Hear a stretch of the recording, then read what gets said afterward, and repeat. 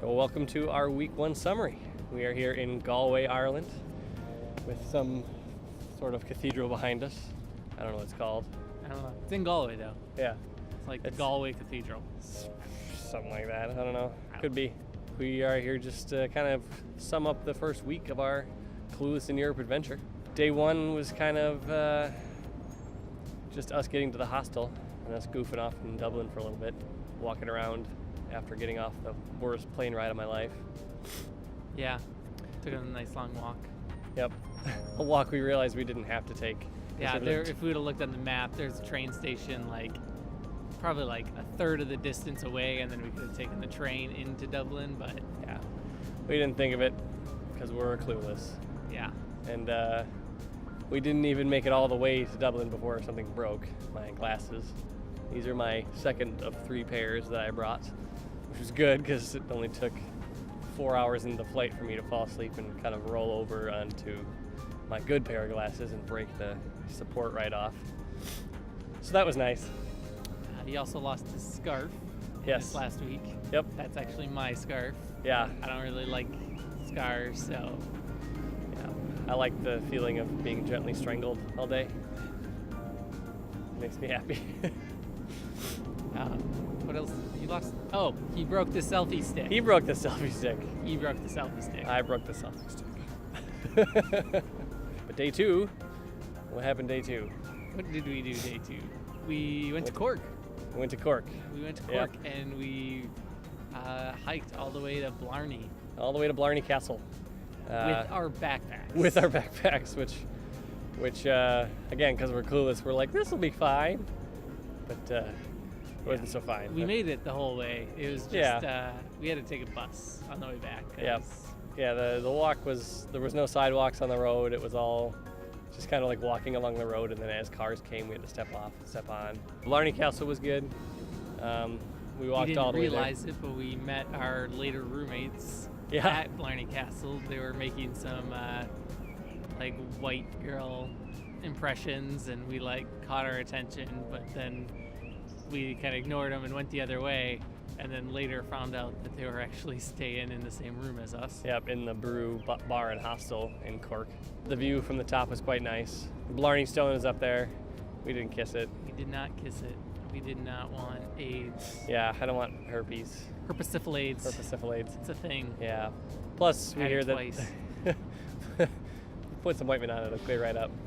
But I don't know how true it is, but we hear the locals pee on the Blarney Stone at night, so we were like, yeah.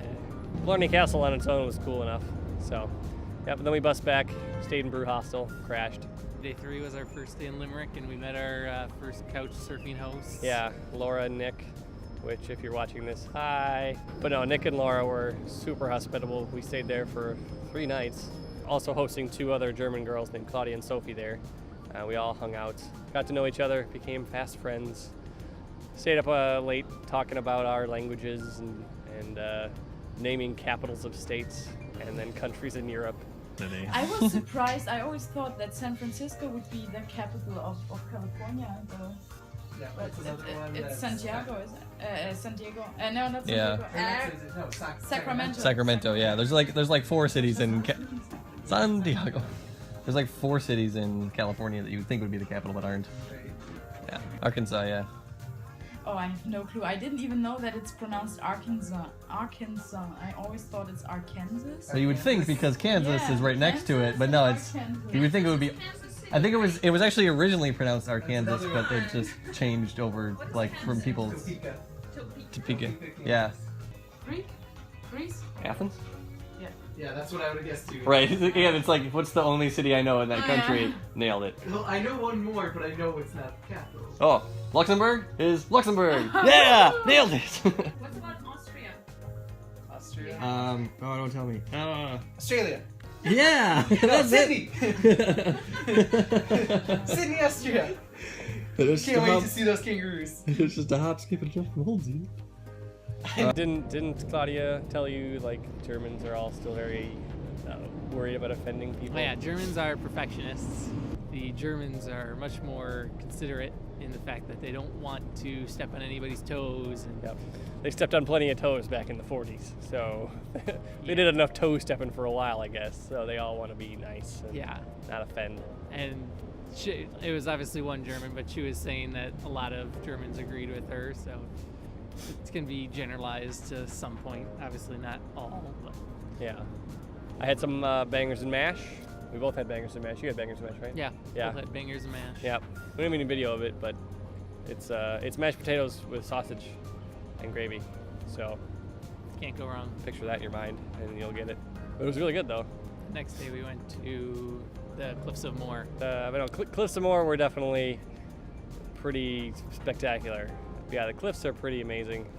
So if you're ever in Ireland, you owe it to yourself to go see it because it's pretty great. Then the next day we went to King John's Castle, which is in downtown Limerick, which was pretty cool. It was recently renovated, I think 2 or 3 years ago, into this really cool museum. We goofed off there for a while. That was a good day. That was a good day. It was fun. A lot of props that we could just make videos with. Yeah, they got to put on armor and stuff. They wouldn't let us take it, but you know, at least we got to try it on. Next day we went to Bunratty Castle. Bunratty Castle, yeah. Which was a cool castle because they actually did their best to like make it look the way it did back then. It's a very ornate stained glass windows and got to sit in the Earl's throne. Yep. The views from the top of Bunratty were pretty great. And they also had a little folk village to the side of the castle with like authentic looking like straw roofed huts and attack chickens. But no, there was chickens just kind of roaming around. And then after Bunratty, that was when we left our couchsurfing host. We wanted to get up to Belfast and Port Stewart. We got there around maybe 30 minutes to sunset, so we got to actually walk in the light between Port Rush, which is where the train, and Port Stewart. We timed it pretty good because the sun was setting and it wasn't raining and the clouds cleared up. And we got our first taste of the Northern Irish coast, which was pretty great. Pretty beautiful. Yeah, the sunsets, the colors of the sky, and just the waves crashing on the ocean. We just wanted to stop everywhere, but it was getting dark, so we kept going. But the next day, we had our fill of the coast, and then some, because we walked for 4 hours all the way from Port Stewart through Port Rush up to whatever other town that is. Portobello? Yeah, there's a lot of ports up there. Portobello mushrooms, yeah, that's where it was. Blah, blah, blah, blah. Yeah, what he said. But then walked to the Giant's Causeway.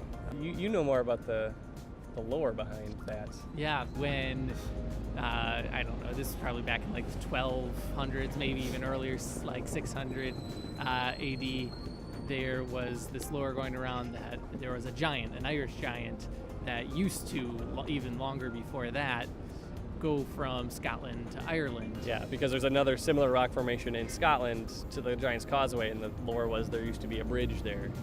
Yep. And what happened that why that bridge is no longer there was because there was also a Scottish giant, and they were going to fight. So the Scottish giant comes over to Ireland, and as he was coming, the Irish giant, saw him and saw that he was so big and that he knew there was no way that he could fight him. So what he did is he had his wife dress him up as a baby and carry him in a little carriage. And then when the Scottish giant saw him, saw how big the baby was, and said, "Oh my God, the actual giant that I'm supposed to fight must be huge compared to if that's the baby." And he ran back to Scotland, destroying the bridge so that the Irish giant could never get back to Scotland. And that's why, if you ever can't win a fight, just dress up as a baby. Overall, Ireland is a lot like America, really, to be honest. Not a whole huge culture shock when you get here.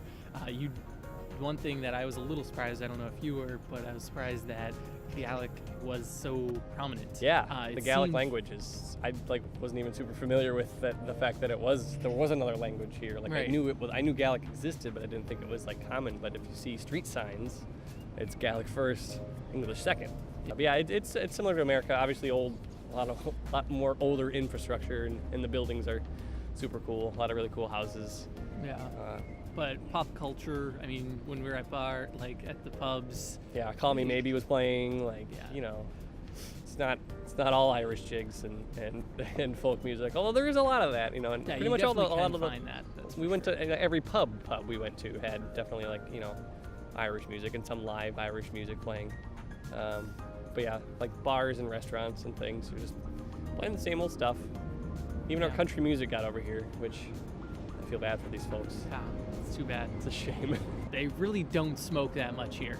Everybody is like, they smoke a ton, at least in Ireland. We haven't been to mainland Europe yet, but Ireland is probably about the same. You see it, and especially in like really populated areas, obviously you see it a lot more, but that's because all the smokers have to go to the same area. So it really doesn't seem like a huge thing, which is kind of funny. I think maybe 5 or 10 years ago it probably was different. I think the culture is shifting a little bit here, at least. And I guess we'll see when we get to mainland Europe if that's the case there too. So coming up next week, we will be in Galway today and tomorrow, so we'll see some of that, just enjoying the city. And then we head back to Dublin, and we will be actually meeting up with some of our friends from in the States. Go America. And right after that, we will be headed to France. And then from there, we'll be in France. That's all we know. One thing we've also been told is that you know, when we get here, there's no public transit in America is not great. There's bus systems, but there's no trains. Seems to be a lot of trains here, and it's been pretty convenient getting back and forth between places. But what we've been told is the rail system compared to mainland Europe and Ireland is just crap. And everyone's like, once you get to mainland Europe, it'll be way better. And I'm like, this is already pretty convenient. I don't know. But they say, you know, trains are always on time there, and there's like every 10 minutes instead of every 30 minutes. Jonathan, our second couch surfing host, said that just like by the second in Germany, the train is there and it leaves on the second. Yeah. There's no delays in Germany. But you know, looking at the map, it seems like the trains are a little more extensive there. And if they run more often, fantastic. Hopefully we won't end up in our you know, miss the connection situation again, but I'm sure it'll probably happen. We're gonna be here for a while, so we're bound to run into some hurdles here and there. Especially when we don't look it up before we leave. Yeah. That's usually what happens. Yep, that's what happens when you're clueless in Europe. So yeah, stay tuned next week. We'll be posting more daily updates, and thanks for watching. We really appreciate your support.